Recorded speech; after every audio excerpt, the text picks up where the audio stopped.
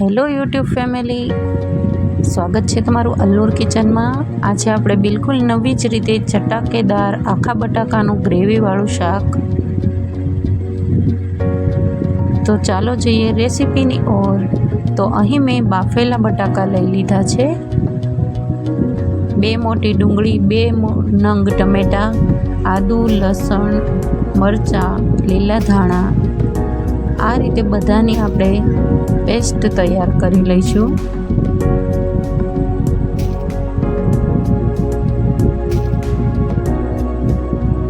તો અહીં એક કઢાઈ પર મેં તેલ ગરમ થવા રાખી દીધું છે।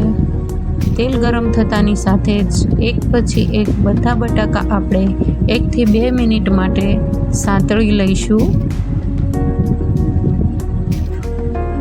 વધારે સાંતળવાના નથી કે જેથી એ ભાંગી જાય। 1 થી 2 જ મિનિટ માટે સાંતળવાના છે જેથી શાક ખૂબ જ ટેસ્ટી બને।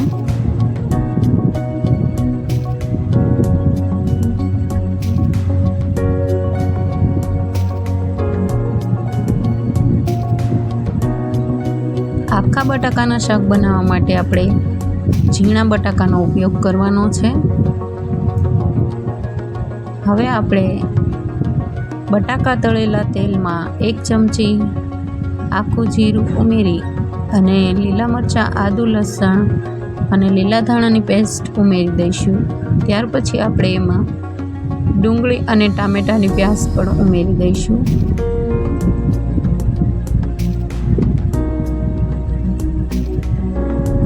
આ રીતે બંને પેસ્ટને એકસાથે 3 થી 4 મિનિટ પકાવવાથી આ રીતે બધી જ પેસ્ટ એકદમ સાંતળાઈ જશે। ત્યાર પછી આપણે એમાં 1 ચમચી હળદર પાવડર, 1 ચમચી ધાણા જીરું પાવડર, સ્વાદ અનુસાર નમક અને 1.5 ચમચી જેટલું કાશ્મીરી લાલ મિર્ચ પાવડર, 1 ચમચી જેટલું ગરમ મસાલા પાવડર ઉમેરી અને બધા જ મસાલાને બરોબર મિક્સ કરી અને સરખી રીતે પકાવી લઈશું।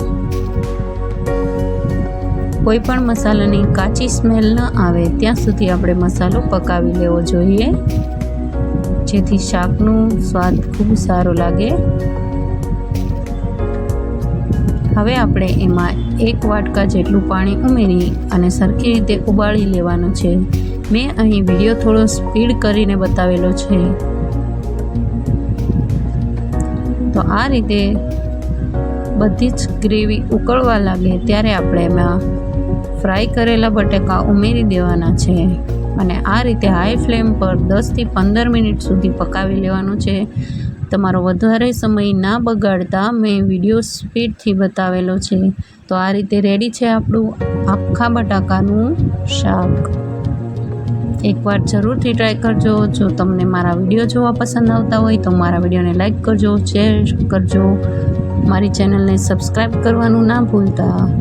આવી અવનવી રેસીપી જોવા માટે મારી ચેનલને જઈને ચેક કરો, જેમાં ખૂબ આસાન અને ખૂબ જ ઓછી વસ્તુથી બનતી એવી ખૂબ જ સારી રેસીપીઓ છે। સાઈડમાં રહેલું બેલ આઇકન જરૂર પ્રેસ કરજો જેથી મારી નવી રેસીપીને આવતાની સાથે તરત જ તમને ખ્યાલ આવે।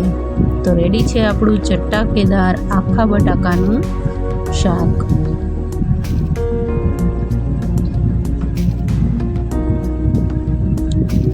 થેન્ક યુ મારો વિડીયો જોવા માટે। મળીશું નેક્સ્ટ રેસીપીમાં।